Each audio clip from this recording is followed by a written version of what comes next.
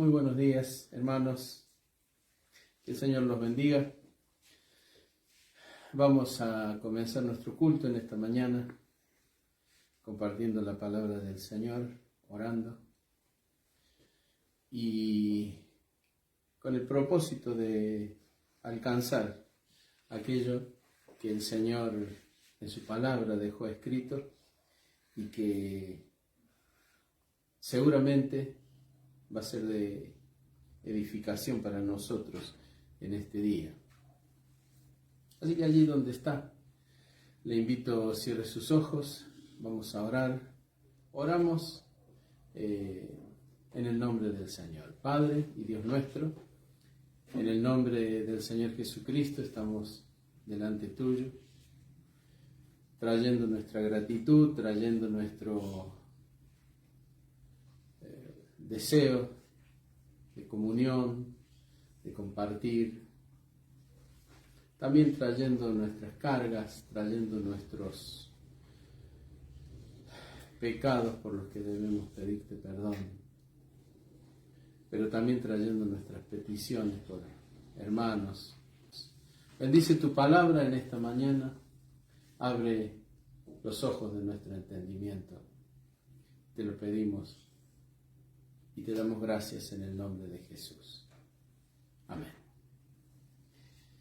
Bueno, hermanos, el domingo pasado vimos un texto básico, el texto esencial, en el capítulo 9, versículo 31 del libro de los Hechos, donde leímos que las iglesias eran edificadas, la iglesia era edificada, andando en el temor del Señor, y se acrecentaban, siendo fortalecidas por el Espíritu Santo.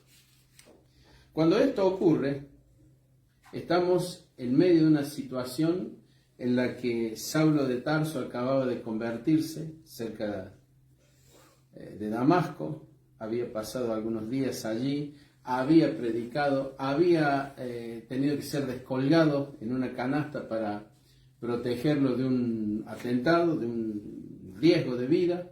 Había ido a Jerusalén, había sido presentado por Bernabé a los apóstoles, había compartido con ellos, pero siendo riesgosa su permanencia en Jerusalén, había sido enviado a Tarso. Mientras esto ocurre, la preocupación, la intranquilidad de las iglesias había sido cambiada en paz. La Biblia dice que las iglesias tenían paz por toda Judea, Galilea y Samaria. Y aparece este texto tan importante que compartimos el domingo pasado: eran edificadas andando en el temor del Señor, es decir, santidad de vida, santidad de quehacer, santidad de pasos, santidad de pensamientos, santidad de acciones, y se acrecentaban, es decir, crecían en número, no por estrategias humanas, sino por la presencia al lado, por la consolación del Espíritu Santo.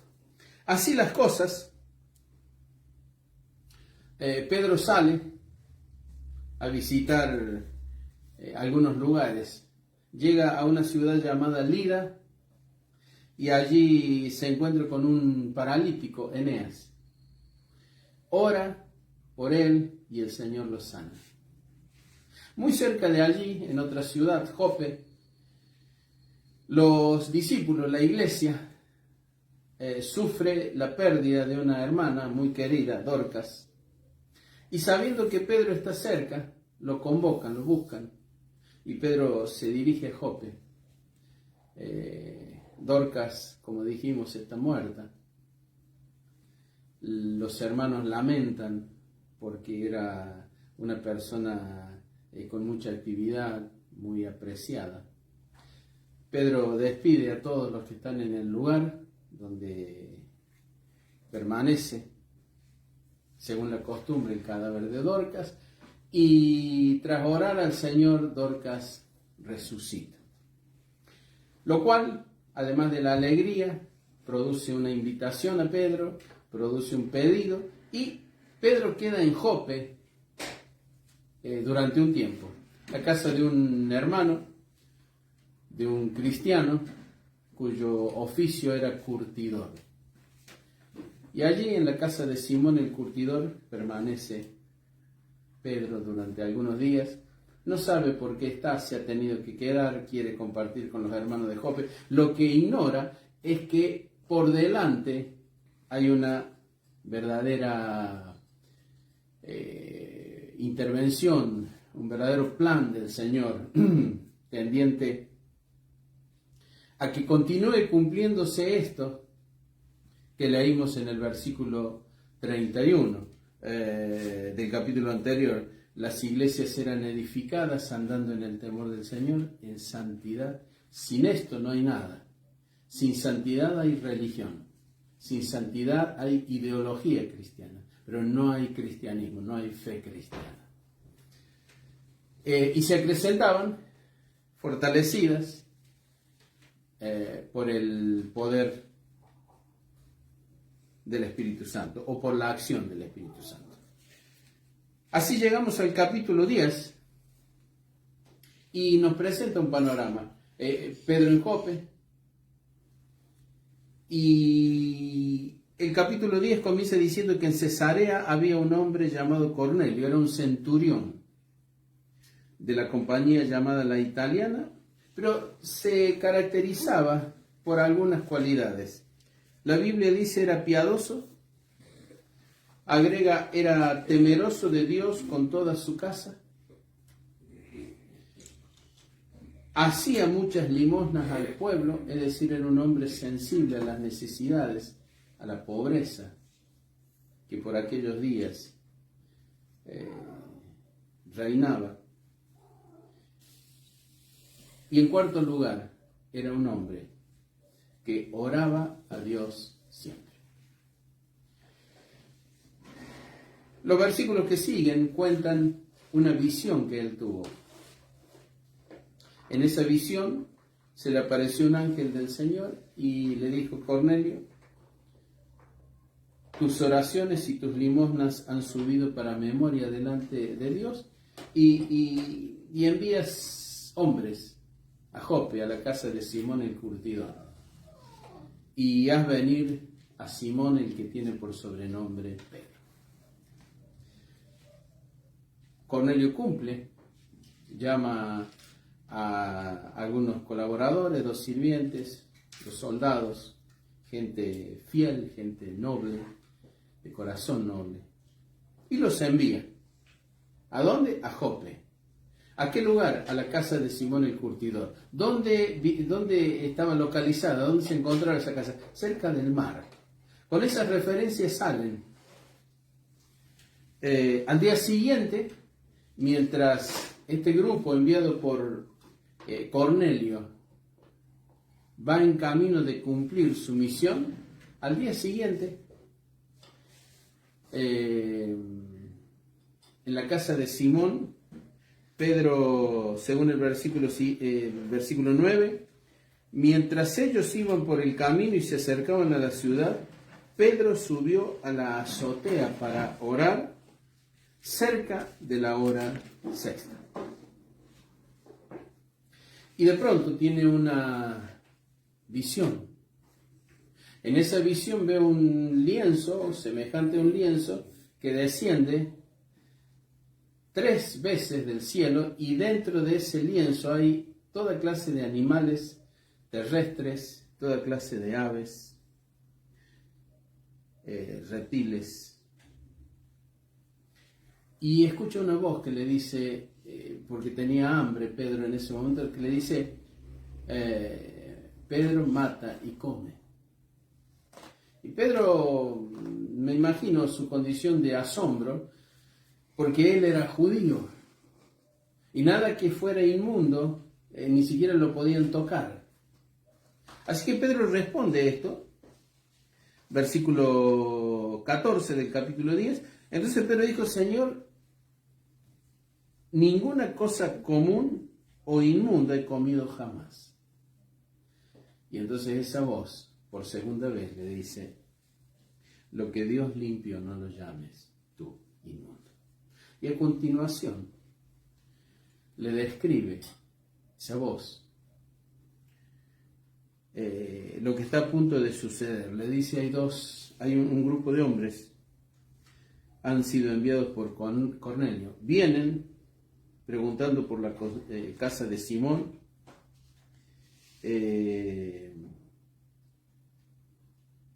Levántate y desciende con ellos, porque yo los he enviado.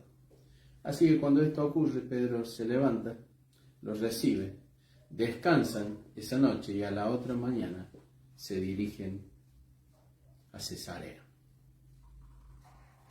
Llegan a la casa de Cornelio. Cornelio los recibe, se inclina para adorar a Pedro, pero es corregido por quien le dice que él también es un hombre. No se puede recibir adoración, no se debe.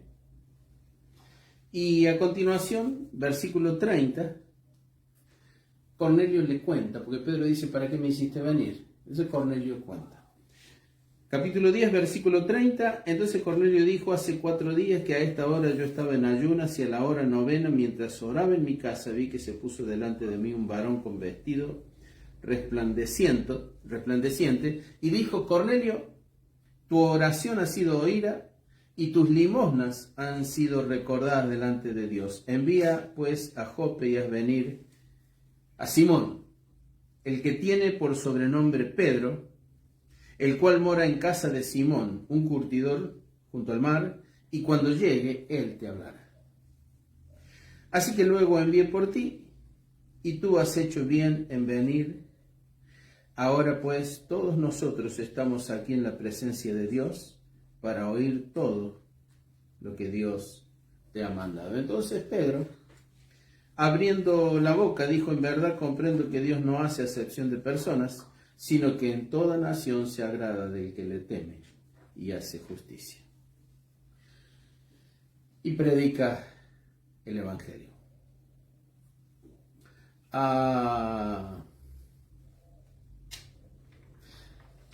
Hace poquito, una de las tantas cosas que he leído en estos días, una carta en la que el firmante, que se ve escultor de la línea modernista y de los llamados y de las llamadas cumbres proféticas y apostólicas que predican un avivamiento mundial, entendiendo por esto conversiones masivas en todos los continentes, en todas las naciones del mundo. Esta falsedad o error, en el mejor de los casos, contrasta severamente con lo que la palabra nos dice y con la manera en que en el Nuevo Testamento encontramos caracterizado los últimos tiempos. Y esa caracterización está descrita, está definida con expresiones tales como del Señor Jesucristo, y a partir de allí de cada uno de los escritores del Nuevo Testamento, engañadores que dirán, yo soy el Cristo, el ungido,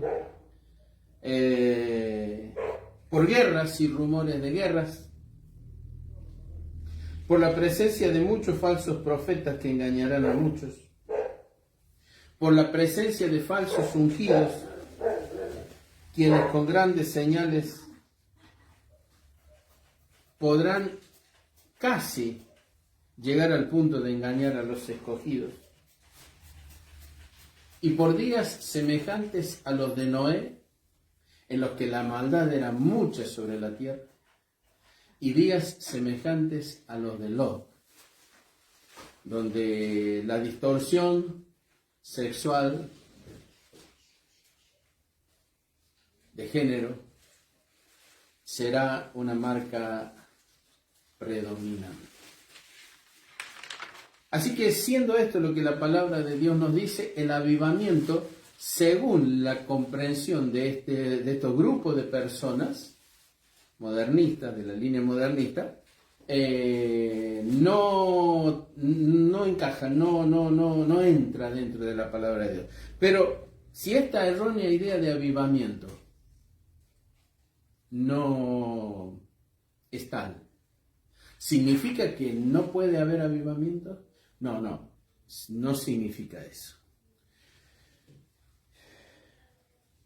Podemos vivir, y de hecho podemos vivirlo cotidianamente, un verdadero, un real, un práctico, un funcional avivamiento espiritual. ¿Cómo? El avivamiento escritural, bíblico, espiritual, está relacionado con la vida personal, con la comunión con Dios personal. Tal como leímos en el versículo 1 de este capítulo 10 y en el versículo 9. Estos dos versículos nos muestran a dos desconocidos entre sí, pero que sin saber uno del otro, sin embargo, hacían lo mismo. ¿Y qué era? Orar.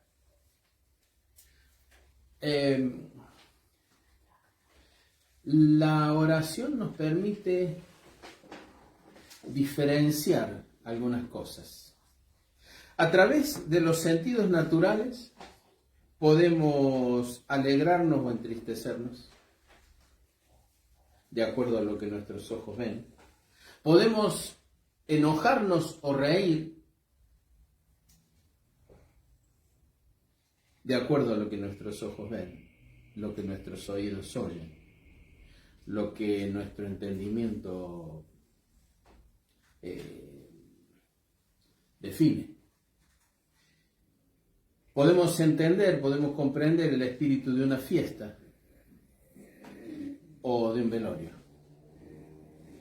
Podemos comprender entonces la alegría y el dolor, la ira, el enojo o la paz. Pero si esto ocurre con la aplicación de los sentidos naturales, y si esta fuera la forma que Dios previó para su iglesia, pues entonces no habría diferencias. Pero la presencia, comunión y comprensión de la voluntad de Dios para nuestras vidas, para el desarrollo de la iglesia, no surgirá de los sentidos naturales. Surgirá de la oración y de la palabra de Dios. Sin estos dos elementos, en lugar de una iglesia espiritual, existirá una iglesia nominal, y en lugar de una fe viva, existirá una religión o una ideología religiosa. La Biblia nos dice de Cornelio, lo define como un hombre piadoso, temeroso de Dios, sensible, tanto que hacía muchas limosnas al pueblo, ayudaba al ver la gran necesidad y pobreza, pero que oraba siempre. Pedro, por su lado, era un hombre en servicio permanente, se había movido, se había desplazado a Lida primero, a Jope después, y allí permanecía hasta tanto tuviese alguna otra directiva. Las acciones de Dios, aunque afecten materialmente, siempre serán de tipo espiritual, porque Dios es espíritu. Y porque todo lo que ejecuta, todo lo que hace, todo lo que transmite, lo hace a través del Espíritu Santo. Debemos recordar las palabras del Señor en el Evangelio de Juan, capítulo 16, donde separa el mundo en dos grandes grupos. El mundo y los suyos. Del mundo dice que el Espíritu Santo lo convencerá de pecado, de justicia y de juicio. de los suyos, los creyentes, dice, los guiará a toda la verdad. Y que asimismo simultáneamente glorificará al Señor, porque tomará de lo de Él, que a su vez el Señor tomó del Padre, y nos lo hará saber. Es decir, como vemos, toda obra de Dios es espiritual, es canalizada a través del Espíritu Santo. El Espíritu Santo es como el acueducto espiritual que desde el trono de Dios riega al mundo, haciendo conocer la voluntad de Dios al mundo para guiarlo a que entienda la condición de pecado, de justicia que hay, de justificación y de juicio inminente, y a los creyentes para guiarnos a toda la verdad. Pero para este avivamiento verdadero hay requisitos, dos esenciales. Cornelio entendió lo que debía hacer porque estaba orando. Se había apartado, estaba ayunando en ese momento, y esto no significa que había hecho un sacrificio, que había destrozado su alma, sino simplemente significa que había puesto en segundo lugar lo que tiene que ver con las necesidades propias y había puesto en primer lugar. Ese es el ayuno. Poner en segundo lugar, quitarle prioridad a lo propio y darle la prioridad a lo del Señor. Así que Cornelio oraba en Cesarea y Pedro en Jope subió a la azotea. Y la tarea o la razón por la que subió era orar. Ignoran uno del otro. Ignoran que pocos días después van a estar juntos. Pero al estar orando, las acciones de ambos confluyen porque son de Dios. Y así llegamos a este versículo 33 del capítulo 10 del libro de los Hechos. Entonces, la tarea de estos dos hombres en la búsqueda de la comunión con Dios los llevaba a orar, a apartarse para estar cerca de Dios, para tener comunión con Él. Ignoraban qué sucedería luego, pero nosotros también no tenemos necesidad de saber qué va a suceder luego, pero sí tenemos necesidad de realizar las tareas que nos tocan, como por ejemplo, esencialmente, en realidad una de las dos esenciales, que es orar. Así que, de esta manera confluyen los pasos de ambos y llegamos a este versículo 33 del capítulo 10. Y este versículo es muy profundo.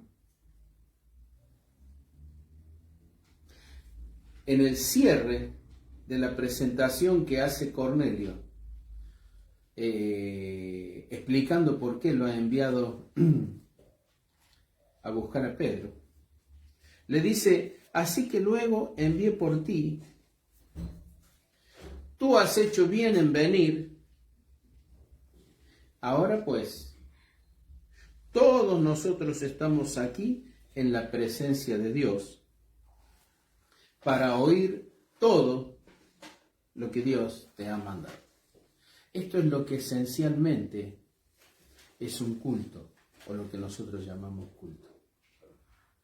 Por ahí aparecen gente que tiene cosas incompletas, pero un culto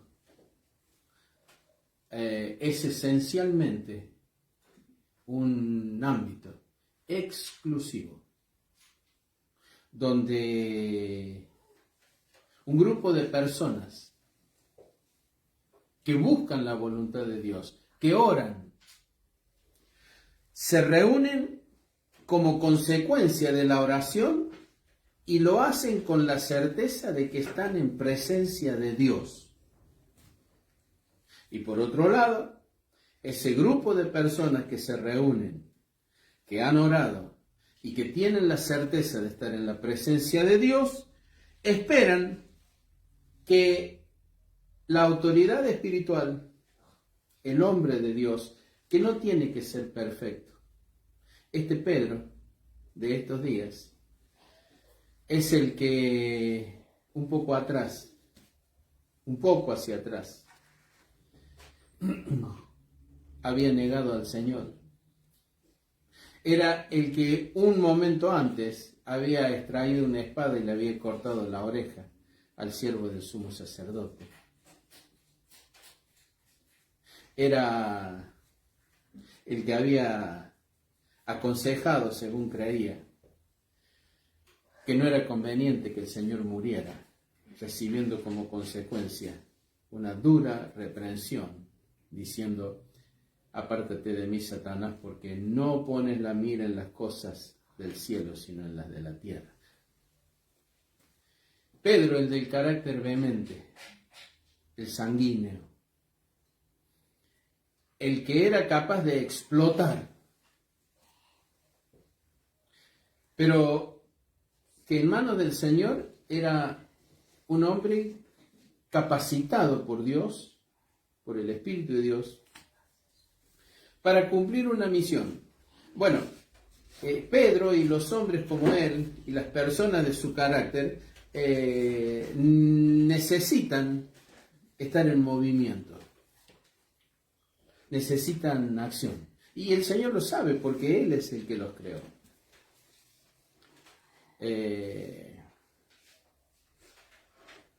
Solo al final de su carrera, solo al final de su tiempo terrenal, Pedro va a escribir y va a hacerlo después de incluso haber tenido que soportar una reprensión pública de Pablo por su actitud hipócrita delante de los gentiles solos, los no judíos, y una actitud diferente cuando ya hubieron ojos judíos mirándolo. Pero nada de esto es relevante cuando se entiende, cuando se comprende y cuando hay disposición de hacer la voluntad de Dios. A pesar de ese carácter, de ese temperamento, en Pedro hay un corazón dispuesto al arrepentimiento siempre. En Pedro hay un corazón dispuesto al servicio siempre. Y aunque no sea de los reflexivos, el reflexivo casi siempre es solitario.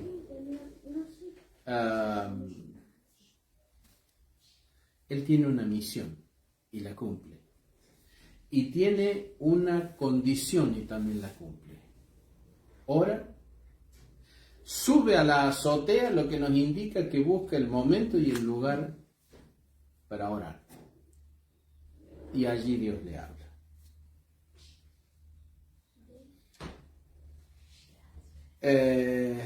¿Y qué le habla? Le dice lo que va a tener que hacer. Entonces, se comprende las palabras de Cornelio. Estamos aquí en la presencia de Dios, todos nosotros, para oír todo lo que Dios te ha hablado. No importa la historia, no importa las características de Pedro. Lo que importa es que Cornelio y los que están con él, todos ellos, en la presencia de Dios, saben que Pedro es el que tiene que llevarles la palabra de Dios, transmitirles todo lo que Dios le habló.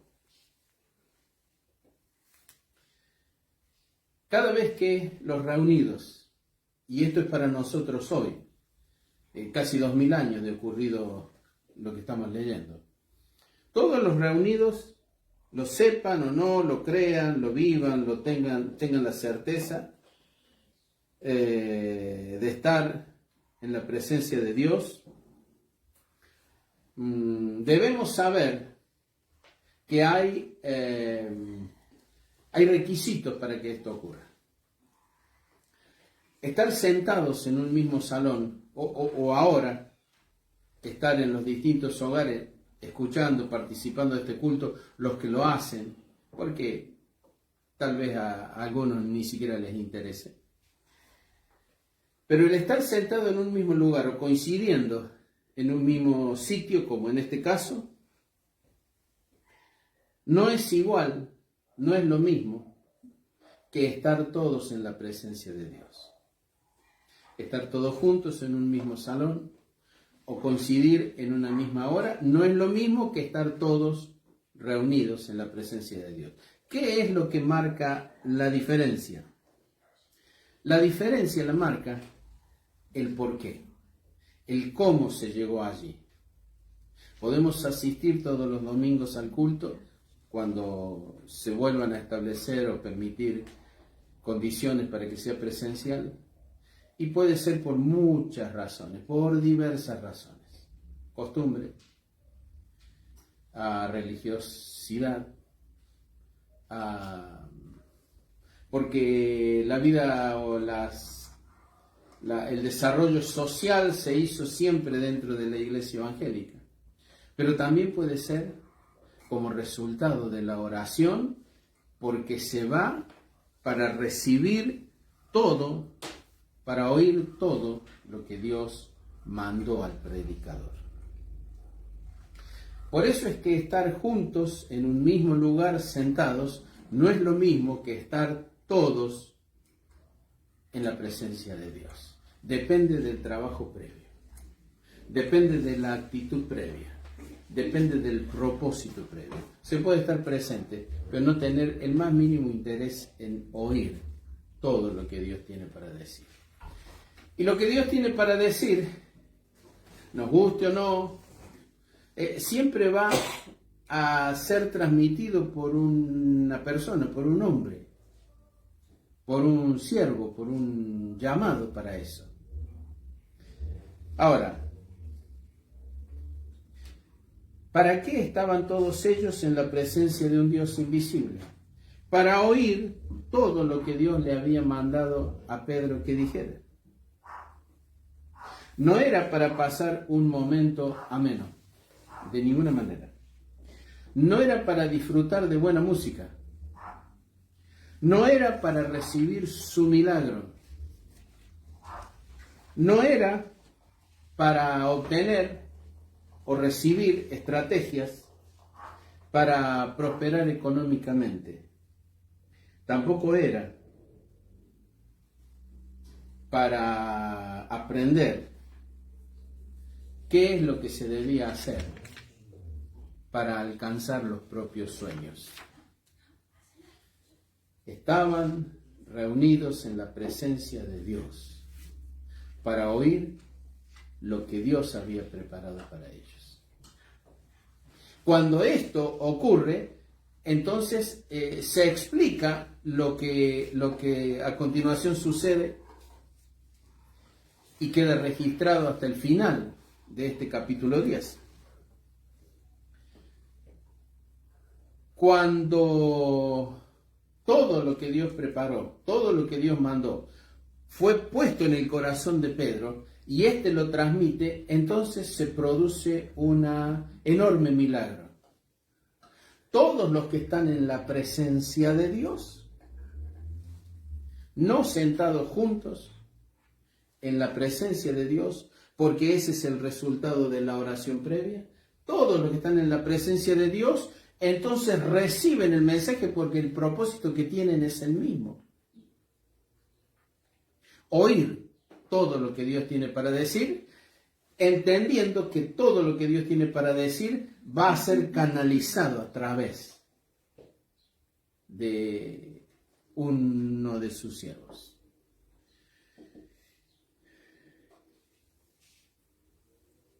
Pero ¿qué ocurre? Cuando todos los que están en la presencia de Dios oyen todo lo que Dios había mandado a través de Pedro, entonces el Espíritu Santo entra en acción. ¿Podría haberlo hecho antes? Me gustaría afirmar rotundamente sí, pero tengo que decir que no. El plan de Dios, la forma de Dios, la manera de Dios no es esa. Está corroborado por todo el Antiguo Testamento. Dios podría haber enviado contra Elí y contra sus hijos miserables representantes de un ministerio al que avergonzaban y del que se servían. Hay muchos así hoy. Pero toma a un niño, Samuel, le habla en su habitación y a la otra mañana Elí requiere que le diga todo lo que había oído de Dios y Samuel se lo dice. ¿Podría Dios haberlo hecho igual? No, ese es el método de Dios. Y luego aparecen las decenas de profetas. ¿Podría Dios haber hecho caer a Acab en la batalla para conquistar Ramón de Galaad? No. Usó a Micaías, hijo de Imla, para transmitirle el mensaje, diciendo: yo escuché, yo vi. Cuando Dios preguntó quién lo va a hacer caer, y un espíritu salió y dijo: yo lo haré. Y la pregunta fue: ¿cómo? Y la respuesta: seré espíritu de mentira en la voz de sus profetas. Y el Señor dijo: ve, porque lo harás.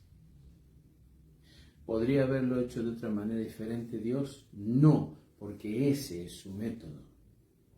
Y así envía profetas, generación tras generación, para hacer las advertencias, para anunciar primero a Israel, después a Judá, que sus pecados, la ruptura de su comunión con Dios, el apartamiento de esa comunión, la desobediencia a su palabra va a traer consecuencias, pero no escuchan.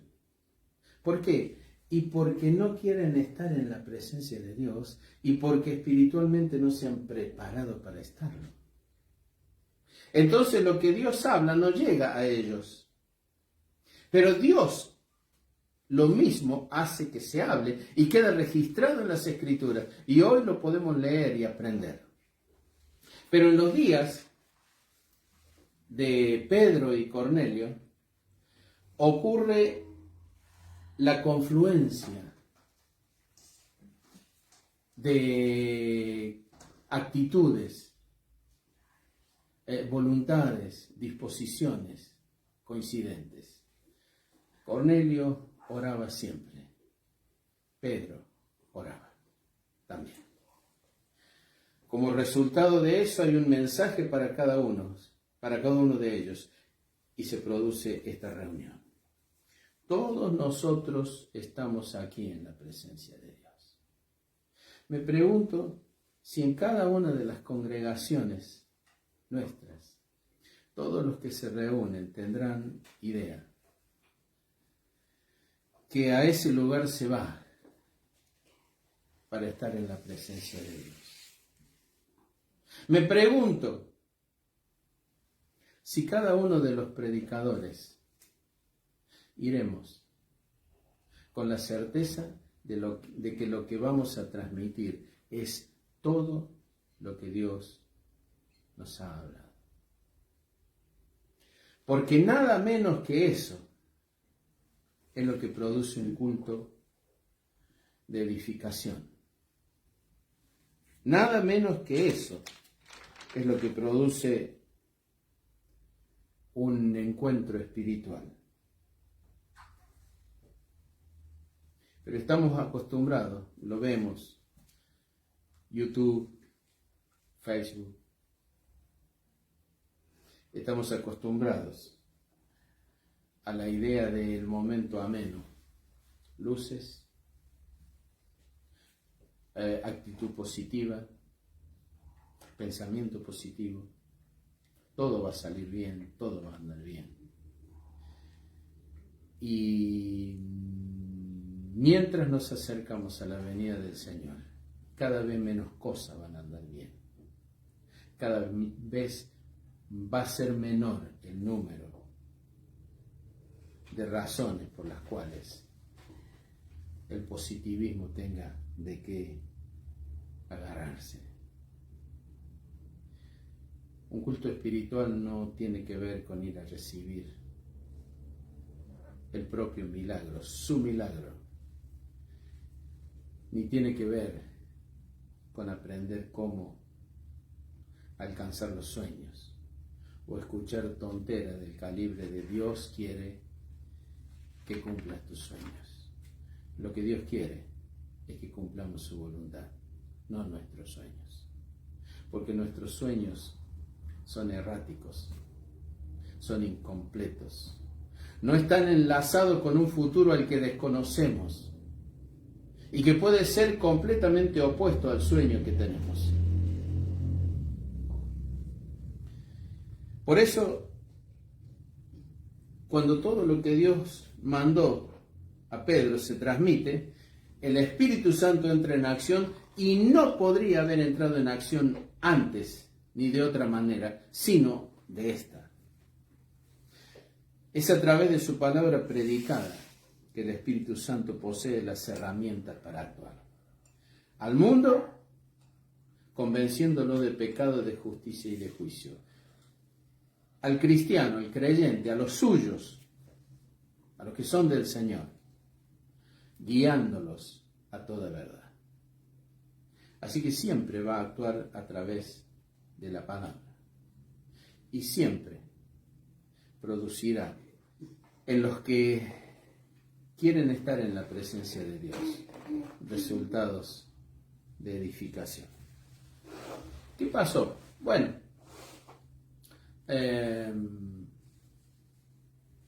Cornelio oraba, tuvo la certeza de que estaría en la presencia de Dios. Pedro oraba, tuvo la certeza del mensaje. Orar. Una semana tiene 10.080 minutos. Una semana. El 1% de eso son 100 minutos.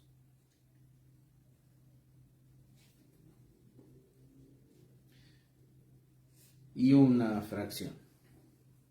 Si dividiéramos esos 100 minutos y fracción por 7, nos daría un resultado equivalente a 14 minutos y algo, menos de 15 minutos. ¿Qué pasaría si los cristianos, todos sin excepción, y particularmente en la congregación en la que estamos, dispusiéramos que todos los días, sin excepción, todos los días, restándole las horas que le proporcionamos a las pantallas, sea la de 42 pulgadas o sea la de 6,5 pulgadas, le restáramos 15 minutos para orar, todos los días, sin excepción. ¿Qué resultado habría? Bueno, el resultado sería que cada 100 días habríamos orado 1.440 minutos, lo que equivale a 24 horas de oración. Cada 100 días, un día. Pero ¿qué más ocurriría?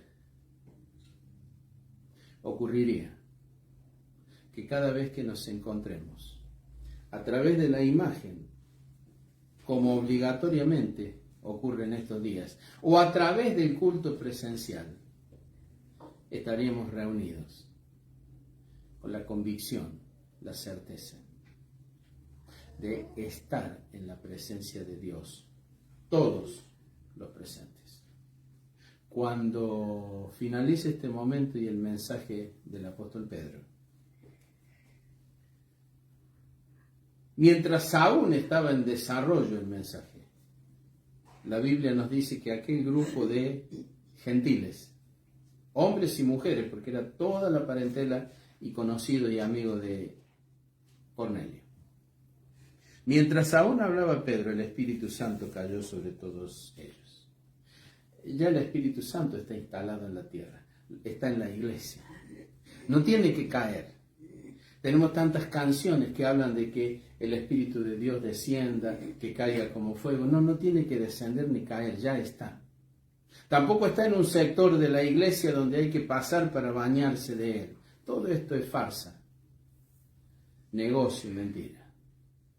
Pero lo que sí, el Espíritu Santo es capaz, está dispuesto, y es su tarea hacer en todos aquellos que vivimos, que vivamos, que viviremos en la presencia de Dios, o para estar en la presencia de Dios. Por aquellos días, mientras aún hablaba Pedro, las palabras del mensaje que Dios le había dado, el Espíritu Santo cayó sobre todos los que estaban en la presencia de Dios, en ese lugar. Bueno, habría gente fuera de la casa haciendo tareas, había mucha más gente en Cesarea, dedicado a diversas actividades. Estaban en el mismo lugar, pero no estaban en la presencia de Dios. El Espíritu Santo obra en los que están en la presencia de Dios. Y para estar en la presencia de Dios hay que buscar la comunión con Dios. Y buscar la comunión con Dios se relaciona con la oración. Y la oración trae la palabra. La oración nos acerca a la palabra. La oración produce que la palabra sea efectiva. Mientras aún hablaba, el Espíritu Santo cayó sobre todos. ¿Y qué ocurrió? Y ocurrió un fenómeno impresionante para todos, particularmente los que acompañaban a Pedro, porque Pedro, siendo judío, no quiso correr el riesgo de ir a la casa de un gentil sin que hubiera testigo, así que llevó consigo algunos más.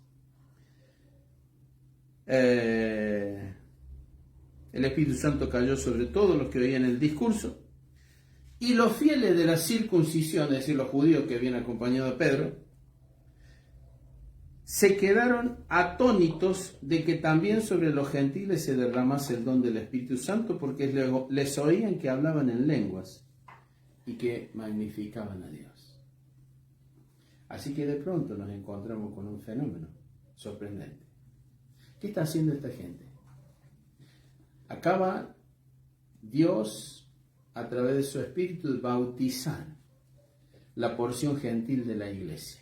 Usó a Pedro, con el que se había comprometido de hacer en Judea, en Samaria y entre los gentiles esta tarea.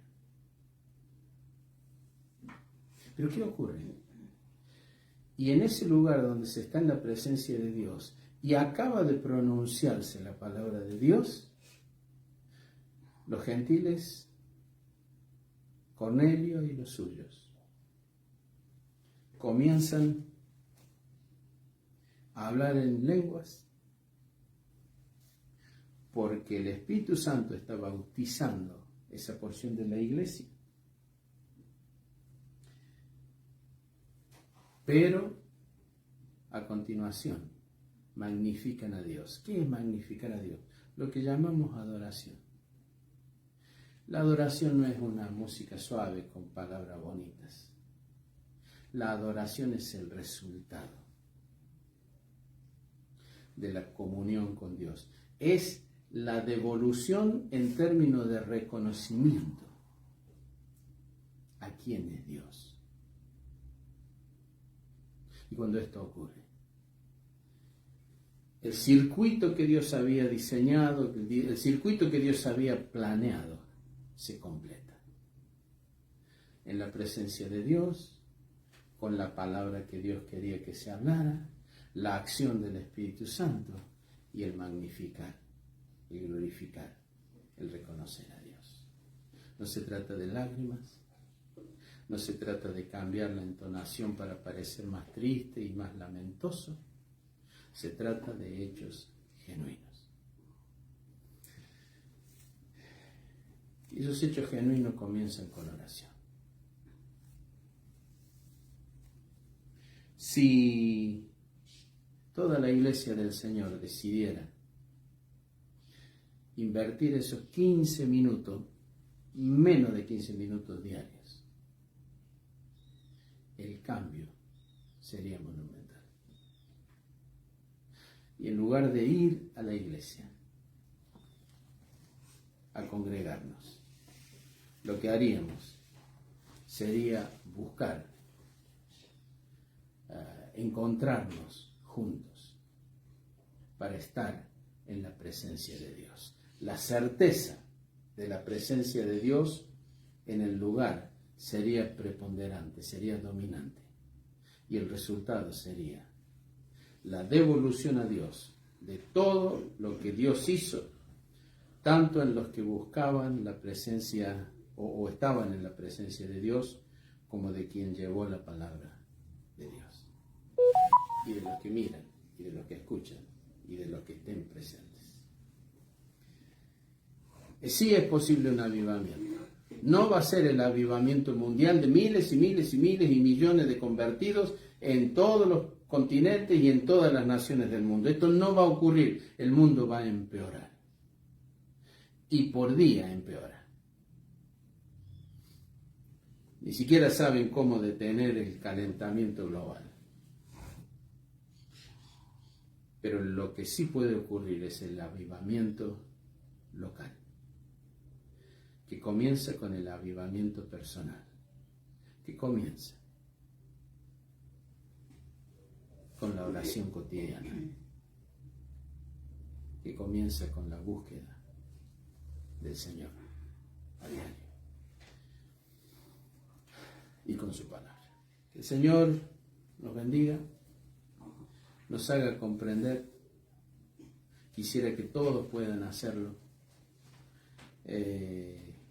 Quisiera que todos puedan hacerlo. De tal manera que el próximo miércoles o el próximo domingo, cuando nos reunamos a través de este medio, o cuando podamos reunirnos presencialmente, podamos decir todos y cada uno: aquí estamos todos nosotros, en la presencia de Dios, para oír todo lo que Dios te ha hablado. Allí donde está, le invito a que cierre sus ojos. Vamos a orar. Oramos.